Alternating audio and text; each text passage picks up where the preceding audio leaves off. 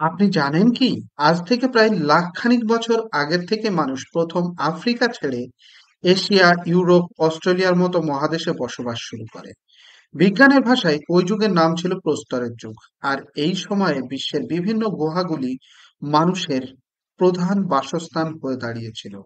কারণ আমরা সকলেই জানি, প্রাকৃতিক দুর্যোগ যেমন ঝড় বৃষ্টি, হিংস্র পশুদের আক্রমণের হাত থেকে বাঁচতে তখন গুহার বিকল্প কিছুই ছিল না। কিন্তু কালের পরিক্রমায় আধুনিক মানুষের বিবর্তনে সেই গুহাগুলি এখন পরিত্যক্ত। অবশ্য বিজ্ঞানের কল্যাণে আর মানুষের আবিষ্কারের আকাঙ্ক্ষায় নতুন নতুন গুহার আবিষ্কার হয়ে চলেছে, যার ধারাবাহিকতায় কয়েক বছর আগে এখনো পর্যন্ত বিশ্বের যেটি সব থেকে বড় গুহা সেটির খোঁজ পাওয়া যায়। এখনো পর্যন্ত যত গুহা আবিষ্কার হয়েছে তার মধ্যে উচ্চতা, দৈর্ঘ্য এবং আয়তনে বিশ্বের সব থেকে বৃহত্তম গুহাটির অবস্থান ভিয়েতনামে। প্রতিবেশী দেশ লাওসের সীমান্তবর্তী অঞ্চল কুয়াংবিং প্রদেশের বিদ্যমান এই গুহাটির ভিতর প্রথম মানুষের পদচিহ্ন পড়ে 2009 সালে। কারণ এই গুহার প্রবেশদ্বার এতটাই ঘন জঙ্গলের মধ্যে যে একবিংশ শতাব্দীর আগের প্রযুক্তি এই গুহার ধারণাই দিতে পারে। স্থানীয় ভাষায় এই গুহাটির নাম হাংসাং ডং, যার বাংলা অর্থ দাঁড়ায় পাহাড়ি নদীর গুহা। 2020 সালে আবিষ্কৃত বিশ্বের বৃহত্তম গুহার খেতাবধারী হাংসাং ডং গুহাটির সম্বন্ধে বিস্তারিত জানতে এই ভিডিওটি শেষ পর্যন্ত দেখুন। তাই চলুন বিশ্বের এই অন্যান্য গুহাটির সম্বন্ধে একটু জেনে নেওয়া যাক। বর্তমানে বিশ্বের সবথেকে বৃহত্তম গুহা ভিয়েতনাম ও লাওসের সীমান্তে অবস্থিত হাংসাং ডং। গুহাটির সৃষ্টি হয়েছিল আনুমানিক 20 থেকে 50 লক্ষ বছর আগে। সৃষ্টির সময়কালে প্রায় 30 লক্ষ বছরের তফাৎ। এই তফাৎ থাকার কারণ এই ধরনের গুহার সৃষ্টির প্রক্রিয়া শুরু হয়। বিজ্ঞানের ভাষায় এই ধরনের গুহাকে সলিউশনাল কেভ বলা হয়। কারণ জলে পাহাড়ের লাইমস্টোন বা চুনাপাথরে দ্রবীভূত হওয়ার কারণে এই ধরনের গুহার সৃষ্টি হয়। সাধারণত বৃষ্টি বা কোনো প্রবাহের জলের কারণে এমনটা হয়ে থাকে। ভূপৃষ্ঠের মাটি চুইয়ে ভূগর্ভস্থ পাথরের চুনাপাথরের স্তরে পৌঁছানোর আগে সেই জলে বাতাসের কার্বন ডাই অক্সাইড মিশ্রিত হয়, যার ফলে ওই জলের অম্লতা বেড়ে যায়, যাতে চুনাপাথর সহজেই দ্রবীভূত হয়।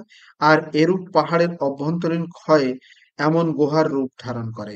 এই পুরো প্রক্রিয়া সম্পন্ন করতে কয়েক লক্ষ বছর সময় কেটে যায়।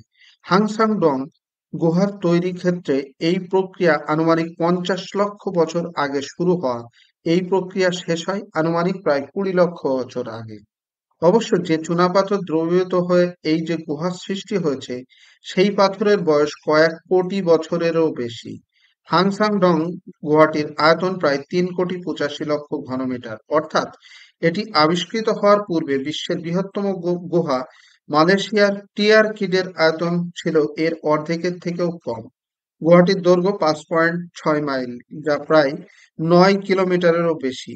এর দৈর্ঘ্য জুড়ে গুহাটির উচ্চতা প্রায় 200 মিটার বা 600 ফুটের থেকেও বেশি। তবে মেঝে থেকে ছাদের সর্বোচ্চ উচ্চতা 500 মিটার বা 1500 ফিটের কাছাকাছি। গুহাটির দুইটি প্রবেশপথ বেশ দুর্গম হলেও ভিতরে এটি বেশ প্রশস্ত। শুরু থেকে প্রায় শেষ পর্যন্ত হাংসাং ডং গুহাটির গড় প্রস্থ প্রায় 150 মিটার বা প্রায় 500 ফুট। যে নদীর কারণে এই গুহাটির সৃষ্টি হয়েছিল, সেই নদীটি এখনো এই গুহার মধ্যেই প্রবাহিত হচ্ছে। কিছু জায়গায় এই নদীর স্রোতের বেগ এতটাই বেশি যে কোনো অবলম্বন ছাড়া এই স্রোতে পার হওয়া অসম্ভব প্রায়। আবার এই নদীর প্রবাহ এর মধ্যেই কিছু জায়গায় এতটা শান্ত যে তা সুইমিং পুল হিসাবেও ব্যবহার করা যেতে পারে।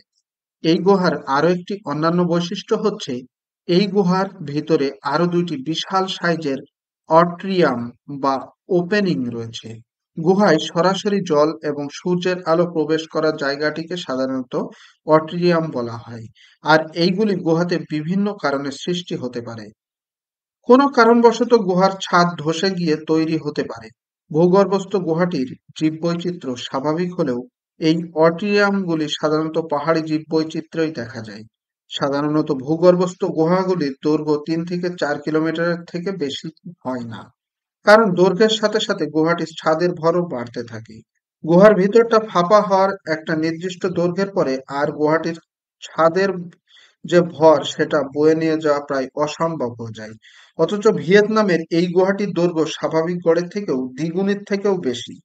একাধিক পরীক্ষা নিরীক্ষা করার পরে বৈজ্ঞানিকরা কারণ খুঁজে পেয়েছেন এতটা দৈর্ঘ্য হওয়ার পিছনে এই হাংসাং ডং গুহাটির দেওয়ালগুলো খাড়া হওয়া এবং মেঝেতে সমান্তরালভাবে দাঁড়িয়ে থাকায় এটা স্বাভাবিকের থেকে বেশি ভর বহন করতে পারে। তাই তো এই গুহাটি বিশ্বের বৃহত্তম গুহার খেতাব অর্জন করেছে। বর্তমানে ভিয়েতনামের একটি জাতীয় উদ্যানের অংশ এটি। প্রথমে আবিষ্কার করেন সাধারণ এক স্থানীয় রাখাল। সেই রাখাল ১৯৯০ সালের দুপুরে ঝড় বৃষ্টির সময় এই গুহার প্রবেশপথে আশ্রয় নেয়। তার ভাষণ অনুযায়ী সেদিন তিনি এই গুহাটির মধ্য থেকে বিশাল আওয়াজ শুনতে পেয়েছিল, সাথে একটু পরে পরে মেঘের মতো কুয়াশাও ভেসে আসছিল। সব মিলিয়ে এক প্রকার বিশাল ভয়ে ভয়ে ঘরে ফিরে আসে সেই রাখাল। তারপরে প্রায় ২ দশক তিনি ভুলেই ছিলেন সেই ভয়ঙ্কর ঘটনা। এরপর ২০০৯ সালে ব্রিটিশ কেভ রিসার্চ সংস্থা ভিয়েতনামের ওই জায়গায় রিসার্চ করার সিদ্ধান্ত নেয়। খবর পেয়ে সেই রাখাল সার্ভেকারী সদস্যদের সাথে দেখা করেন এবং প্রায় ২০ বছর আগে খুঁজে পাওয়া গুহাটির প্রবেশদ্বারের কথা তাদের জানান। ওই রাখালের দেখানো পথ অনুসরণ করে সার্ভেকারী দলটি ওই গুহার প্রবেশদ্বারে পৌঁছাতে সক্ষম হন। ব্রিটিশ সার্ভে দলের নেতৃত্বে ছিলেন হাওয়ার্ড লি। অভিজ্ঞ এই গুহাচারী আগেও অনেক বড় বড় গুহা সার্ভে করেছেন। ২০০৯ সালে হাংসাং ডং গুহায় তার প্রথম অভিযান দ্বিতীয় মুখের বেশ খানিকটা আগেই থেমে যায়, কারণ সেখানে গুহাটির মুখেই ২০০ মিটারের একটি নরম ও পিছল পাথরের দেওয়াল রয়েছে। এই পাথরের গা বেয়ে যেতে গেলে তা খসে পড়ে যায়। তাই উপযুক্ত সরঞ্জাম ছাড়া এই ধরনের দেওয়াল চড়া অসম্ভব প্রায়। পরের বছরই আবার হাওয়ার্ড তার দল উপযুক্ত সরঞ্জাম সহ গুহায় পুনরায় চলে আসে এবং এবারে তিনি সফল হন। পুরো গুহাটি সার্ভে সম্পন্ন করেন। আর আপনি শুনলে অবাক হবেন, হাওয়ার্ড এই গুহাটি আবিষ্কারের পর থেকে ১০০ বারের থেকেও বেশি বার সার্ভে করতে পৌঁছেছে সেখানে। এমনকি তিনি পর্যটন ব্যবসার সাথে জড়িয়ে গেছেন। হাংসাং ডং গুহার এই পর্যটন সম্বন্ধে জানতে ভিডিওটি শেষ পর্যন্ত অবশ্যই দেখতে ভুলবেন না। হাওয়ার্ডের দ্বিতীয় অভিযানের সময় তার দলে একাধিক জীববিজ্ঞানীও ছিলেন। গুহাটির মধ্যে থাকা অ্যাটেরিয়ামে তারা বিপুল পরিমাণে উদ্ভিদ ও প্রাণীর সন্ধান পেয়েছেন। ভূগর্ভস্থ সেই অট্রিয়ামে বাইরে থেকে কয়েক প্রজাতির বানর ছাড়া প্রবেশ প্রায় অসম্ভব। গুহার ২০০ মিটারের দেওয়াল বেয়ে ওঠা এইসব বানরের জন্য কিছুই নয়। আর এই অট্রিয়ামের মেঝেগুলিতে ঘুরে বেড়ানো সুস্বাদু শামুকের খোঁজেই বানরগুলি আসে। আর এই জঙ্গলের স্থায়ী বসতি হিসাবে আছে বিভিন্ন প্রজাতির সরীসৃপ, বাদুড়, কাঠবেড়ালি, ইঁদুর এবং পাখি। এছাড়াও প্রাণী জগতের নতুন সদস্য হিসেবে বেশ কয়েকটি প্রজাতি আবিষ্কার করেছেন তারা, যার মধ্যে আছে মাছ, কাঁকড়াবিছা, চিংড়ি এবং কাঠ উকুনের মতো অবাক করা প্রাণী। গুহার ভিতরে অন্ধকারে বসবাস করায় এদের গায়ের রং অধিকাংশই স্বচ্ছ এবং বেশিরভাগ প্রাণী চক্ষুবিহীন, অর্থাৎ অন্ধ। বিষয়টিকে অন্ধকার গুহায় বসবাসের স্বাভাবিক জীববৈচিত্র্যের আখ্যা দিয়েছে বিজ্ঞানীরা। হাংসাং ডং গুহাটি ভূপৃষ্ঠের এতটা গভীরে হয় আবহাওয়া বাহির বিশ্বের থেকে সম্পূর্ণ আলাদা। অনেক সময় বাইরে আকাশ পরিষ্কার হলেও গুহার ভিতরে আর্দ্রতা বেশি হয় গুহার ছাদে মেঘ আটকে থাকতে দেখা যায়। আর ১৯৯০ সালে সেই রাখালও তেমন মেঘ হয়ে বেরিয়ে আসতে দেখেছিল। ভূগর্ভস্থ এই মেঘের কারণে হাওয়ার্ডের সেই সার্ভেও বেশ কয়েকবার বন্ধ হওয়ার উপক্রম হয়েছিল। ২০১৯ সালে এসে নতুন করে রেকর্ড করে এই হাংসাং ডং পেশাদার একটি ডুবুরির দল এপ্রিল মাসে এই গুহার অভিযানে অংশ নেয়। তারা আবিষ্কার করে হাংসাং ডং একটি সুড়ঙ্গের মাধ্যমে নিকটতম হ্যাংথুং নামে আরেকটি গুহার সাথে সংযুক্ত।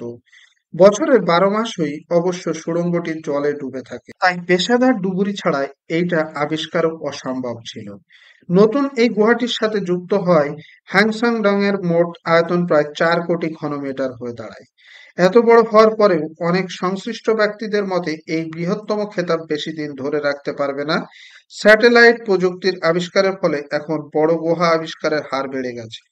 এই কাজের সাথে জড়িত ব্যক্তিদের ধারণায় দক্ষিণ আফ্রিকার অ্যামাজন জঙ্গলের মধ্যে হাংসাং ডং এর থেকেও বড় গুহার অস্তিত্ব থাকার সমূহ সম্ভাবনা রয়েছে। আবিষ্কারের মাত্র ৪ বছর পরে গুহাটি পর্যটকদের জন্য খুলে দেওয়া হয়েছে। তবে ভিয়েতনামের আইন অনুযায়ী প্রতি বছর ফেব্রুয়ারি থেকে আগস্টের মাঝে মোট 1000 জন পর্যটককে যেতে দেওয়া হয়। হাংসাংডং এর জীববৈচিত্র্যের জন্যই এমন সীমা বেঁধে দেওয়া হয়েছে। এই গুহা পরিদর্শনে বর্তমানে মাথাপিছু $4000 বা ভারতীয় মুদ্রায় প্রায় 3.5 লক্ষ টাকা খরচ হবে। ধীরে ধীরে ভিয়েতনামের এই এলাকা পর্যটকীয় হয়ে উঠেছে, যার ফলে ভিয়েতনাম সরকার গুয়াহাটির মধ্যে প্রায় 10 কিলোমিটার কেবল লাইন বিছানোর প্রজেক্ট হাতে নিয়েছে। প্রায় 25 কোটি টাকার প্রজেক্টটি অবশ্য পরিবেশ বান্ধবদের বিরোধিতায় স্থগিত আছে। প্রতিরোধকারীদের দাবি যে যুক্তিতে সময় এবং পর্যটক সংখ্যা বেঁধে দেওয়া হয়েছে, সেই একই যুক্তিতে কেবল লাইন বসানো অনুচিত কাজ হবে। আগস্ট থেকে ফেব্রুয়ারি পর্যন্ত বর্ষার মরশুম চলায় এই গুহার প্রবেশপথও অতটা সহজ নয়।